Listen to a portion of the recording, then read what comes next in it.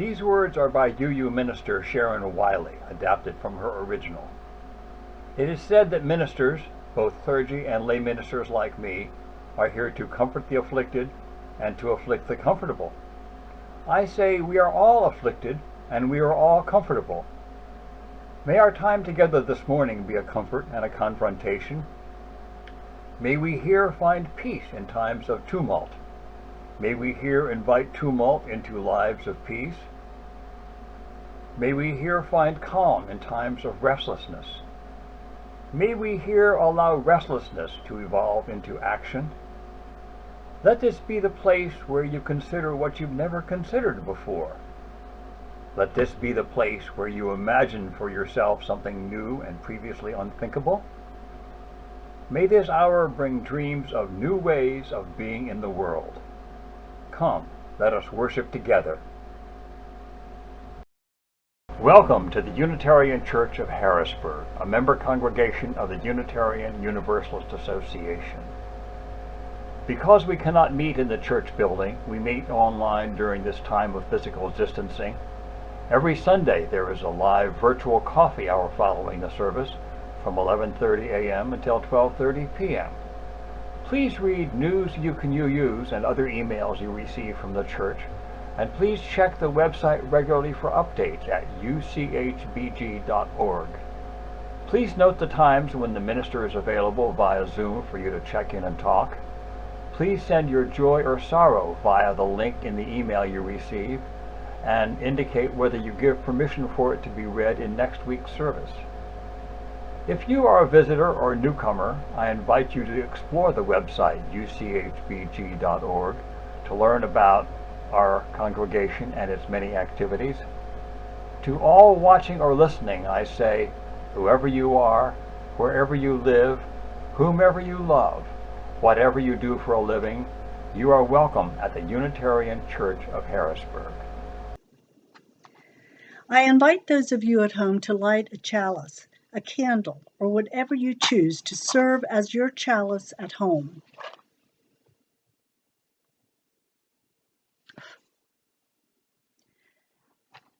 To be a Unitarian Universalist by Erica Hewitt. To be a Unitarian Universalist means we'll never be done with the work of telling the truth about oppression, the work of resisting any laws, policies, or practices that deny anyone their humanity, the work of stubbornly seeking out the spark of the divine in each other, the work of creating heaven on earth. To be a Unitarian Universalist also means we're not alone in the work. We are not alone because of our promises to love one another. We are not alone because we are companions on the journey. We grow ourselves into allies, helping one another get free, because none of us is truly free until we all are free. Please join in the reading of the Unison Affirmation. Love is the spirit of this congregation, and service is our gift. This is our great covenant, to dwell together in peace, to seek our truths in love, and to help one another.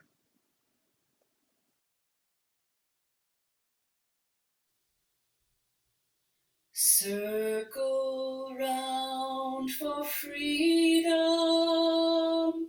circle round for peace, for all of us imprisoned. Circle for release, circle for the planet, circle for each soul, for the children of our children. Keep the circle whole. Circle round for freedom. Circle round for peace. For all of us imprisoned.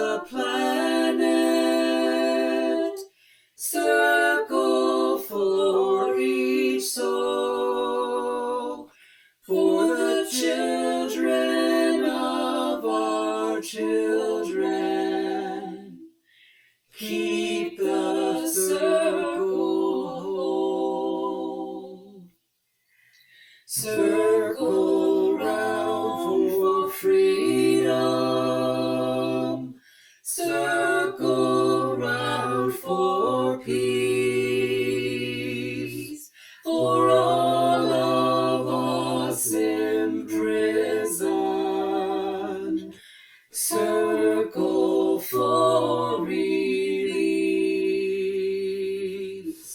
circle for the planet, circle for each soul, for the children of our children.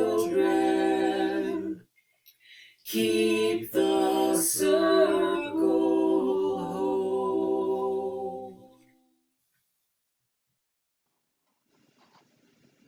Good morning. I'm going to start this morning with a question.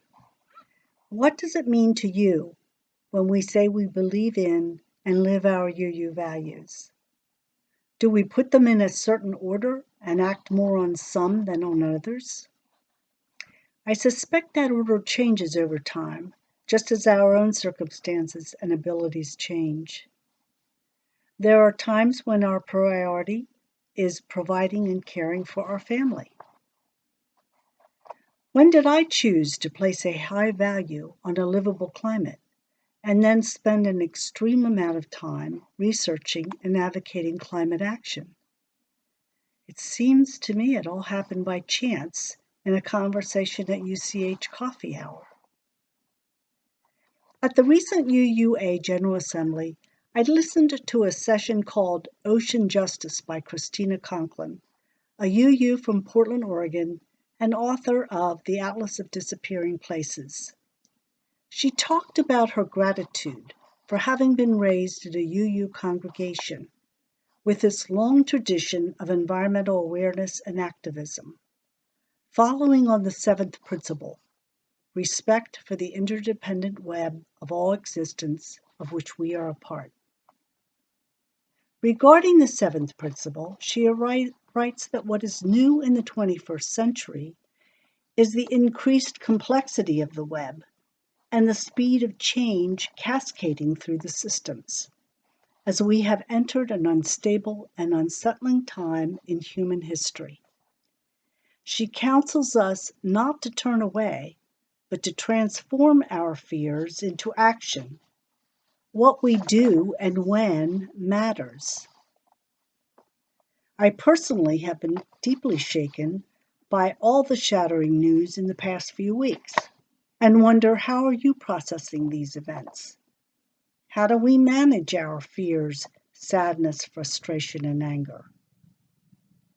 Several weeks ago, Michael and I attended a hearing at the Pennsylvania House Environmental Resources and Energy Committee, where 6 nationally known climate deniers spun their blatantly outrageous and false claims to the committee. We have a serious problem with truth-telling within our house in Harrisburg, something I would like to address with our UU Justice Environmental team. A responsible search for truth is our 4th principle. Seeking truth, especially when we would rather not know, requires courage, because once you know it, you cannot not know it. Howard Zinn said it best: you cannot stay neutral on a moving train. History, he said, is like a moving train. You're either on board or you're not. You can't be neutral. Psychiatrist Robert Lifton writes that for him, climate change could never become an abstraction. Rather than a theoretical problem, he came to see global warming as a source of ever-increasing human suffering, a matter of our larger human connectedness. Lifton continues that social movements in general are energized by ethical passion, which starts with formed awareness, an active search for truth and meaning. Emotions related to individual conscience are then pulled into a shared narrative by enormous numbers of people. Enormous numbers of people. I think that's what we are missing. I might add that climate change is an issue that comes with a ticking time clock of which we are running out. I will have more to say on that at a separate time, and can only hope to get more people on board the climate train that is full speed ahead. Advocacy takes effort and persistence. That's why working together in community is so important. UU Justice PA has informed and committed people working on issues that matter to them. Meeting regularly to support one another is an important way to connect with UUs who share your own deep concerns. Advocacy works better with hope. Someone has said that children are our best source of hope because we love them. Our children, who will have to live in a broken world, need our support to stop further damage and make the world as livable as possible. That is what motivates me. Deep love for my family, my young nephews, compassion for the wider world, and love of the creatures that share our world. We have choices to make, and the quicker we make these choices, the better off we will all be. The future is in our hands. Thank you. My name is Karen Sykes, a member of this church. The reading I have for you today is called Lyrics by Issei M. Barnwell and Gilal Gibran. Your children are not your children. They are the sons and daughters of life's longing for itself. They come through you, but they are not from you. And though they are with you, they belong not to you. You may give them your love, but not your thoughts. They have their own thoughts. They have their own thoughts. You can house their bodies, but not their souls. For their souls dwell in a place of tomorrow which you cannot visit, not even in your dreams. You can strive to be like them, but you cannot make them just like you. Strive to be like them, but you cannot make them just like you. Your children are not your children. They are the sons and daughters of life's longing for itself. They come through you, but they are not from you. And though they are with you, they belong not to you. You may give them your love, but not your thoughts. They have their own thoughts. They have their own thoughts. You can house their bodies, but not their souls, for their souls dwell in a place of tomorrow, which you cannot visit, not even in your dreams. You can strive to be like them, but you cannot make them just like you. Strive to be like them, but you cannot make them just like you. Circle for the planet, circle for each soul, for the children of our children. Keep the circle whole. Hello, my name is Corey and I serve as your Director of Religious Exploration.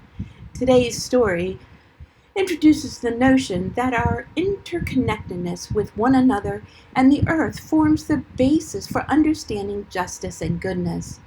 Our well-being is linked to the well-being of those around us, not just the well-being of humans, but also the well-being of the animals and plants that share this planet with us. Not just our friends and neighbors, but also people who live on the opposite side of the world. When we understand the full implications of interdependence, justice, and goodness, are natural and necessary responses. So this is a story that's adapted from the story We Are All One in Stories of Faith by Gail Force Vale, which was adapted from a Cantonese tale adapted by Lawrence Yep. Once, there was a young woman who lived simply but happily with her husband and their 3 children, until one day a strange illness of the eyes came into their home. First, her husband and then her eldest son started having trouble with their eyesight. Everything looked blurry and gray to them. They went to their local doctor and they tried medicine after medicine, but nothing worked, and soon they found they could not see at all. Within a week, the illness had spread now to their middle son, who also could not see, and then their youngest, a daughter, was beginning to show symptoms of the illness, rubbing her eyes and complaining that everything looked blurry. Some of their neighbors as well were afflicted with this strange illness. The people of the village began to wonder if they would all soon lose their eyesight. The woman was beside herself with worry. She visited doctor after doctor until finally one doctor told her of a miracle herb that might kill this illness. The healing herb was a plant that grew only in the deepest part of the forest.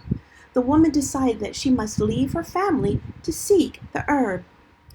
Early the next morning, she headed into the forest. She looked under bushes, she looked behind trees, she looked everywhere, but the herb was nowhere to be seen. Many hours later, exhausted but still determined, the woman came upon a small stream. She sat down to rest, looking around for her herb. Then she noticed a big rock had fallen into the stream, making the water run out of the stream to form a little pool. That little pool of water was flooding an anthill. Although she was in a hurry to find the herb, her heart went out to the ants. The woman stopped looking for the herb long enough to remove the big rock and dig a new channel for the water. With satisfaction, she watched as the water flowed away from the anthill. "We are all one," she stated simply, and she continued on her way. The woman slept soundly that night, curled up under a large tree with a blanket to keep her warm. As she slept, a strange dream came to her. In it, she was inside the anthill, surrounded by cheering ants. The queen ant stepped forward majestically. "Do not be afraid," she reassured the woman. "We have brought you here to thank you for saving our home and our lives. In return, if you ever need our help, all you have to do is call for us, and we will hear you and come to your aid." As the dream faded and the woman began to awake, she heard the queen ant's voice calling after her, distinctly saying, "We are all one." All through the day, the woman searched for the herb. She wondered if she was already too late, and if everyone in her village was already blind. She was startled from her thoughts by the sound of a bird, intent upon catching a small centipede. The centipede was scurrying across the ground as quickly as his many legs would carry him. Taking pity upon the defenseless centipede, she quickly scooped him up and frightened the bird from her prey. Saying, "We are all one," she carried the centipede to some leaves and placed him gently in their cover. That night, again, she had a strange dream. This time she was visited by the centipede. "Thank you for saving my life," the tiny voice proclaimed. "And now I will help you as you helped me. The herb you seek can be found by an ancient oak tree in the very center of the forest." An image of a gnarled and twisting trunk came to her mind as she heard the centipede state, "We are all one." Then she woke. The woman spent the next morning making her way into the heart of the woods, searching for an oak tree. As the day progressed, she noticed that the tree around her was getting blurry. Gazing toward the sky, she saw the sun high in the sky. With a dawning horror, she realized that she too must have contracted that strange illness. Quickening her pace, she continued toward the center of the forest, but with every step her eyesight worsened. Just as she was giving way to despair, she found the ancient oak tree. Even though she could barely see, she could tell it looked just like the one that she had seen in her dream. Stumbling and out of breath, she began to search for the herb frantically. Oh, it was no use. Her eyes could no longer tell one plant from another. Crying with frustration, she wept for her children, herself, her husband, and the people of her village. She turned to try to retrace her steps to her home. But then she remembered the ants. Perhaps they could help her now. She called to them, and soon enough, small voices responded. "Bend down," the queen ant's voice called. "The herb you seek is right here. I am standing on it." Gently the woman knelt down and reached towards the sound. With cautious movements, so as not to harm the green ant, she found the herb and plucked it. Slowly and carefully, she tore a small piece of the leaf and chewed it. Almost instantaneously, her sight was restored. Joyfully, she harvested the herbs and prepared to turn to her village. Before she left, however, she thanked the ants and proclaimed one last time, "We are all one." The woman walked as swiftly as she could all day and then all night by the light of the moon. She hoped, oh how she hoped, that she would return on time to save her village from blindness. Finally, she reached her home. As she called to her children, they followed her voice, for by now they were all completely blind. Anxiously, she gave them bits of the herb, and then she waited to see what would happen. 1 minute passed, and then another, and then her eldest son laughed with joy. "I see you," I shouted. "I truly see you." Soon, everyone in the village had been cured of the strange illness, and the woman who had saved them all returned to her simple but happy life with her husband and their 3 children. And she never forgot that we are all one. We shall be known by the company we keep, by the ones who circle round to tend these fires. We shall be known by the ones who sow and reap the seeds of change alive from deep within the earth. It is time now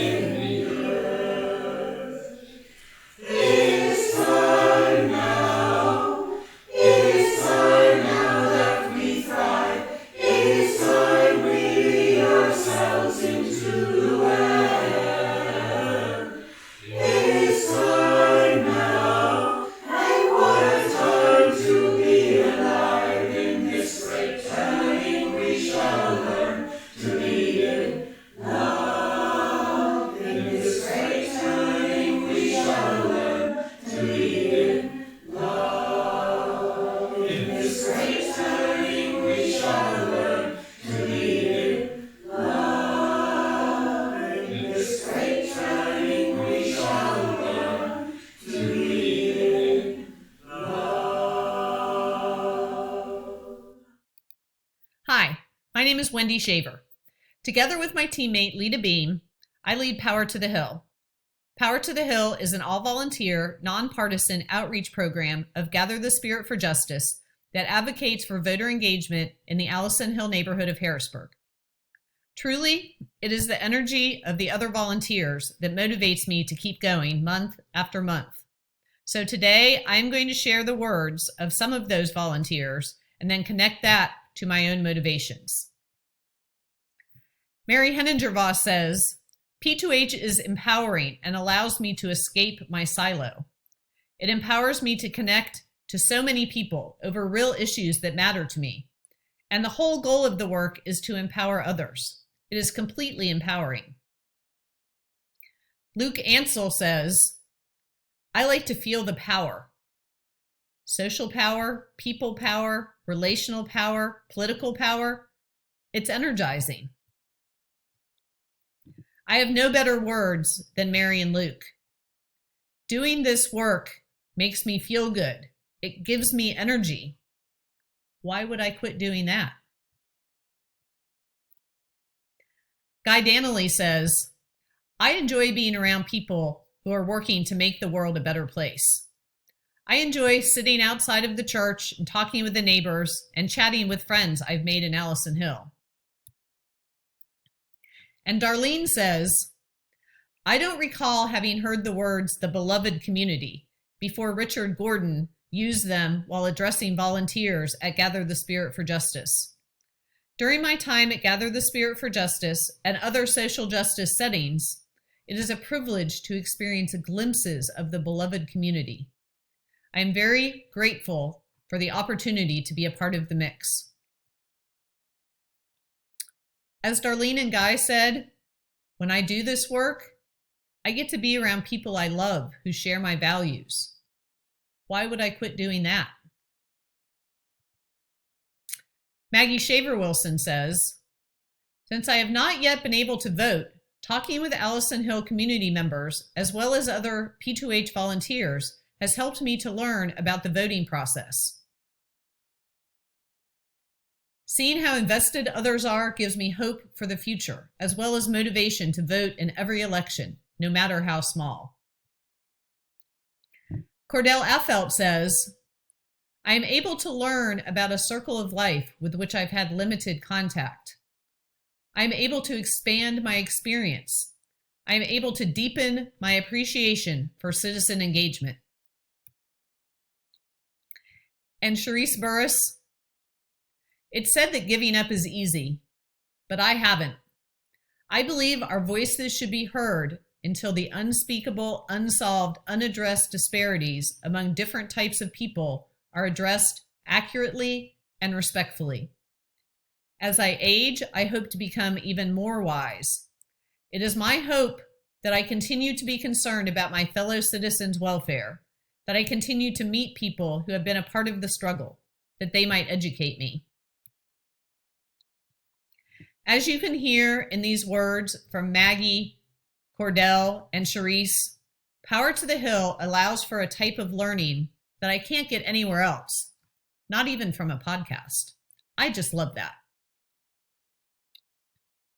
Linda Deal says, I want people to know that their voices can be heard and that every voice counts. Clay Lambert, what motivates me is knowing that we are doing a small part to fight back against the many forces that are working hard to keep underprivileged people from participating in one of the very things that should connect our communities and which makes us truly American, our democracy. Rima Cameron, I believe that everyone deserves a chance to vote, no matter what race, orientation, or sex they are. It is important to keep in conversation with those who need encouragement. Lita Beam, I think that big doors swing on small hinges. The little stuff that we do to secure our democracy truly matter. P2H allows a team of amazing volunteers to make small differences in people's lives. One interaction at a time, one conversation, one person. P2H makes a difference in people's lives in the Allison Hill community. And finally, Just like Linda, Clay, Rima, and Lita, I get to be a small part in strengthening our democracy. But the real truth about why I participate in Power to the Hill? It's the tacos, really good, authentic tacos. We eat them at almost all of our events. Who wouldn't want to do that? My contact information is on the screen if you would like more information about volunteering with Power to the Hill. This reading is from a book by Amani Perry called Breathe, A Letter to My Sons. The title is important to remember because the book was the subject of the UUA's Common Read last year, encouraging all congregations to read it, and was the subject of a Zoom program our RE director, Corey, was kind enough to lead last year. Nan and I both read the book and found it gripping and very, very readable. I picked this reading because the content of it is what drives me to do anti-racism. I want all the black and brown children in this country to grow up safe. Once our house alarm was tripped twice in one night. I tried to remain calm, but there was a loud banging sound at the back door the second time. The alarm company called again. I had said the police officer should not come the first time. I agreed the second time. You were both frightened. I was too. I called you, Freeman. Thank goodness you had a cell phone. I told you softly to lock your bedroom door and not come out until I told you to. The first degree of fear, and I wonder at this, was not about the intruder who I thought was trying to get in. It was about the police who I knew could get in, had a responsibility to get in because they had been called. I said lock your door because the possibility flashed before my face. You might be tipping out of your room looking to come upstairs to me, or in your breathtaking and youthful courage looking to protect the home. And what if the police officer saw you, mahogany in the shadows, tall and lean and dreadlocked, and decided you were the intruder, the one who didn't belong in this big house with lilac bushes and manicured Japanese trees out front? And what if they took you out? There are fingers itching to have a reason to cage or even slaughter you. My God, what hate for beauty this world breeds. They say they are afraid. I do not believe it is fear. It is bloodlust. People will say I'm being melodramatic. They have. But police kill middle-class black children and adults too. Not with the same frequency, but class is no prevention. It is a reduction of the odds at best.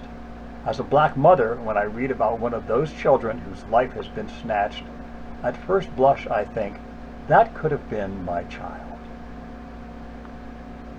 It's time now, and what a time to be alive. In this great turning we shall learn to lead in love. In this great turning we shall learn to lead in love.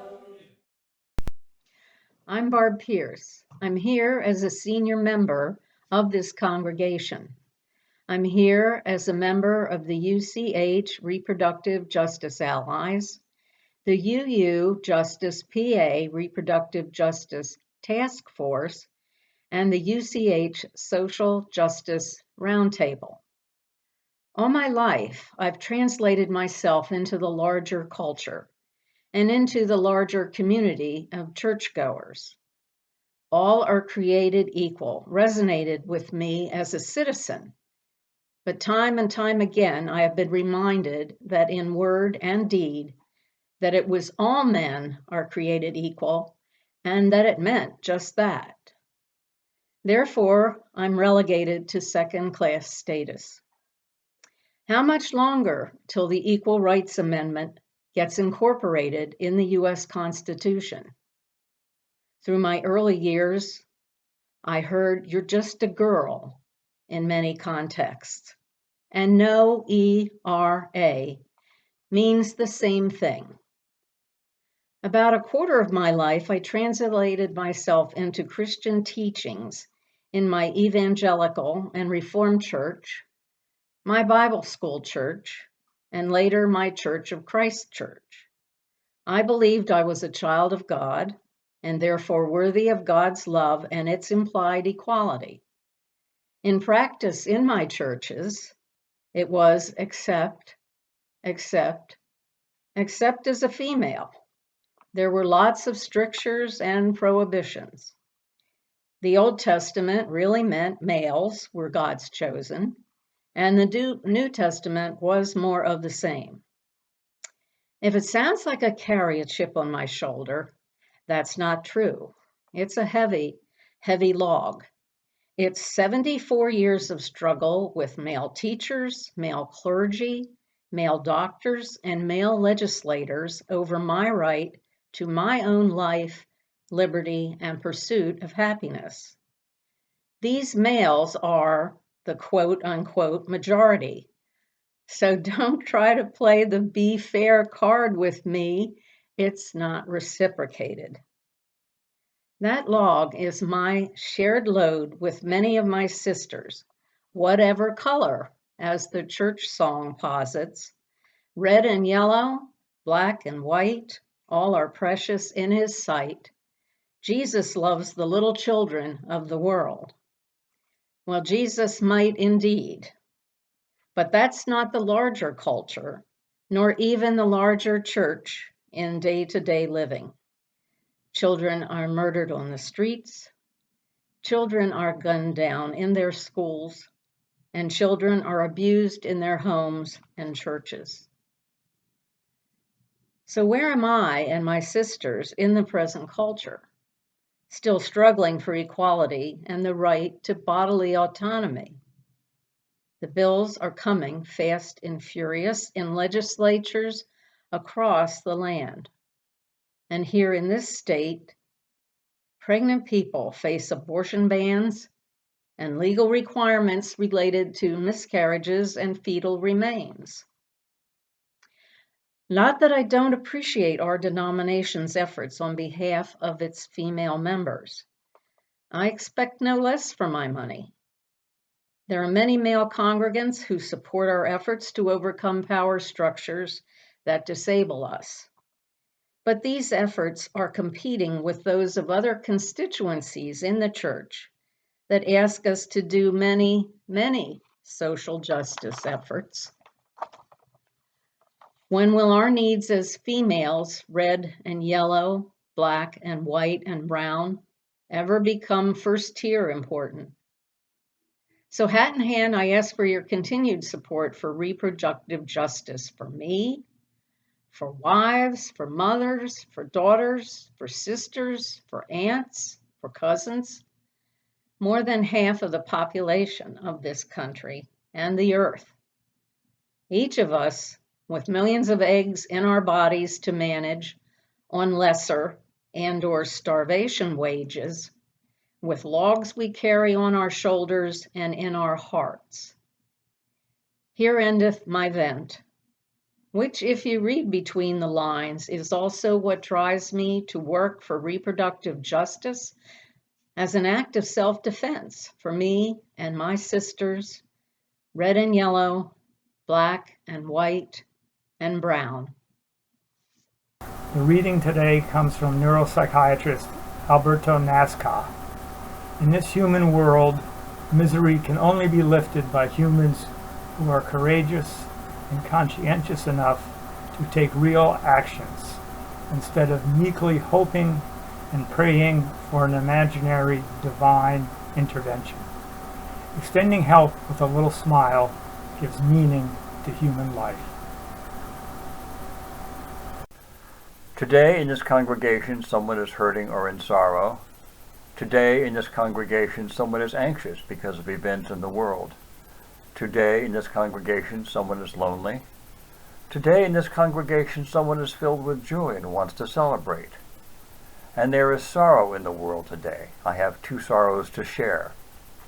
We have learned that life member Marilyn McHenry's 58-year-old son, Sean, is in intensive care at Hershey Medical Center with pneumonia. She would appreciate supportive calls or cards from her UCH community. Our thoughts and prayers go out to Marilyn and her family. And Don and Linda Brown submitted this. Our beloved son Jeff, who grew up in the church, passed away on Tuesday at his home in Austin, Texas. We don't yet know the cause of death, but it was likely the result of his epilepsy. We intend to send more information soon, including notice of a memorial service in his honor, to which all UCH members will be invited. We gather in shared love and trust, love for those whose names we recall, and love for those who hear these words. Trust in the acceptance of this community, and trust in the continuity of life. When there is birth, life goes on. When there is death, life goes on. When there is joy, life goes on. When there is sorrow, life goes on. May we always live in trust and in love, that all joy might be shared and all sorrow comforted. This is our prayer. Amen, and blessed be.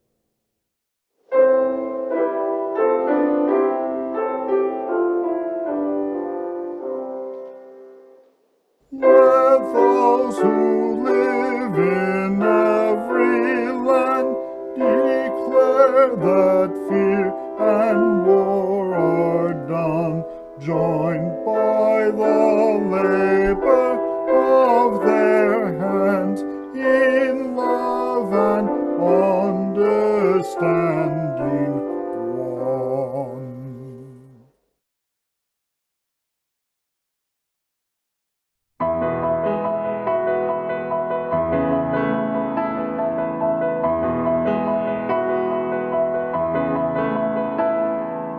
Oh, below me I feel no motion, standing on these mountains and plains, far away from the rolling ocean. Still my dry land heart can say, I've been sailing all my life now, never harbor or port have I known. The wide universe is the ocean I travel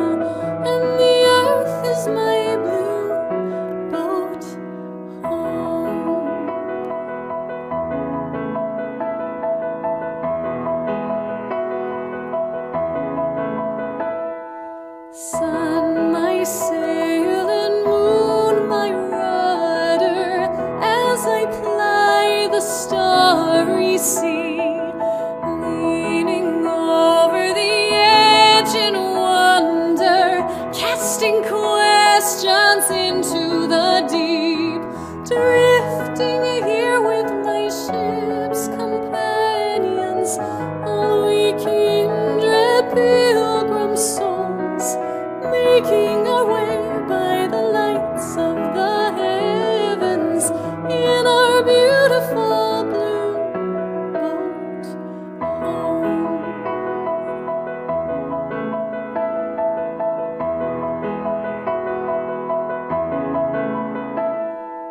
I give thanks to the waves upholding me, hail the great winds urging me on, greet the infinite sea before me, sing the sky my sailor song. I was born upon the fathoms, never harbor or port have I known.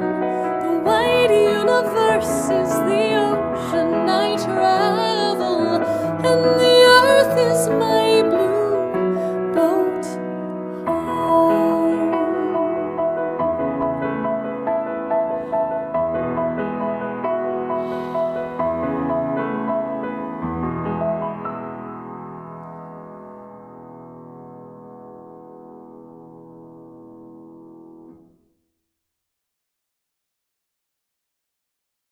As we move into a new church year with a new minister and a renewed sense of purpose, I hope you will remember Howard Zinn's moving train of history and not be left stranded at the station.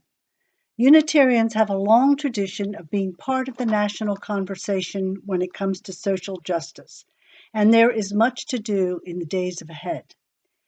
Our UU Justice team will be sharing information and action plans on important issues of our time. I hope you will stay engaged and become involved as we navigate this critical time in history.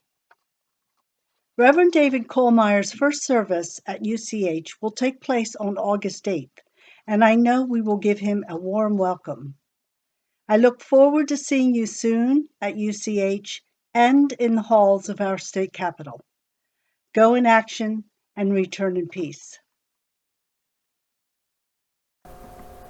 These words by Unitarian Edward Everett Hale are found in the back of our gray hymnal. I am only one, but still I am one. I cannot do everything, but still I can do something. And because I cannot do everything, I will not refuse to do the something I can do. Amen, and blessed be. I was born